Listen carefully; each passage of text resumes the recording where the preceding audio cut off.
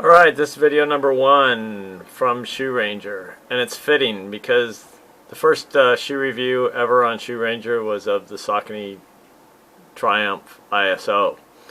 Today we're going to talk about the ISO 2. But this got this Triumph ISO out to talk a little bit about it, because if you read the review or if you want to go back and read it, it's on the website. But a few things stand out from the review, or even talking about some future things. This was the first attempt at Saucony after the Kinvara to come in with a flat bottom outer sole. You can see totally flat bottom, and it was a new attempt for the Triumph to go out against the big competition, whether that competition is Hoka or whether it's the Brooks Glycerin, which also is a flat bottom, but the Hoka's flat bottom too, and with major cushioning. So Saucony introduced the ISO, and the ISO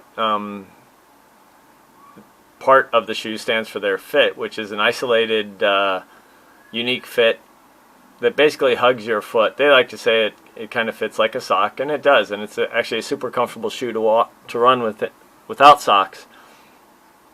But essentially, this upper just wraps around your foot really nicely, giving you a very good fit through the midfoot here. As you can see, super padded heel, and then a fairly open forefoot. And that's what made the shoe unique. It made it great, a really nice running shoe. And the flat bottom just made it super smooth and quiet. One of the issues, and if you follow along on Shoe Ranger, there's a post, I believe it's in Shoe Clinic, and it talks about whether shoes today are too soft. And I use this shoe as an example. Two things happened to this shoe that were rather surprising. The first thing is I got a stick right through this midsole. It came right up through the midsole, came out the top of the shoe right here, and that doesn't happen to running shoes. If you run on trails, or if you run around, like we live in Southern California, we have wood chip trails everywhere. If you run on wood chip trails, you don't get sticks through the midsole. But yet, I got a stick right through that midsole. So that was really unique. But the other thing that probably disturbed me even more, and it's what the whole post was about, is what's the price of soft shoes? And the biggest price is that shoes wear out faster. When a soft shoe goes bad, so when it wears down, it gets hard. And you'll feel it instantly. And so in this ISO, I ran in it for, I want to say 2.5, 3 months, probably 3 months total, and on the third month it was done. There was no way I was going to put it on and run on it in again, although I did test that to see if it worked, and sure enough, I ran in it and my legs were sore the next day. So it was one of the things that really disturbed me about this new shoe. Alright, so that's enough of the Saucony ISO. This is the ISO 2, the Saucony Triumph ISO 2. Couple things you'll notice here right off the bat, and I'm not sure I like it visually, but it's okay. Is it's got a really unique view to it. Almost, I call it like I don't know. It's like party all up in the front. With a fairly narrow heel back here. That's not meaning it fits narrow or anything like that. It looks kind of odd in its shape, but I'm not going to hold that against them. One thing to note, has the same upper, nice super soft upper, same ISO fit. So I haven't run in this yet. It's going to be the next shoe I actually wear test. But you'll see. I expect we see the same fit. Really nice and snug up here in the midfoot. Obviously a great heel construction. So barefoot's not going to be a problem if you choose to go barefoot. and then a good open toe box to allow your foot to breathe and give you some wiggle room in there. So those things are the same. The sock liner, I believe, if I pull it out here, take me a second, I'm doing it one-handed. Sock liner is the same. Okay. One really interesting point on the shoe is this outer sole. Quite different than the last one. Okay, so very different than the last one. So this outer sole, just by looking at it, it looks like it's going to run really nice, run really smooth. I am a little bit concerned about these grooves.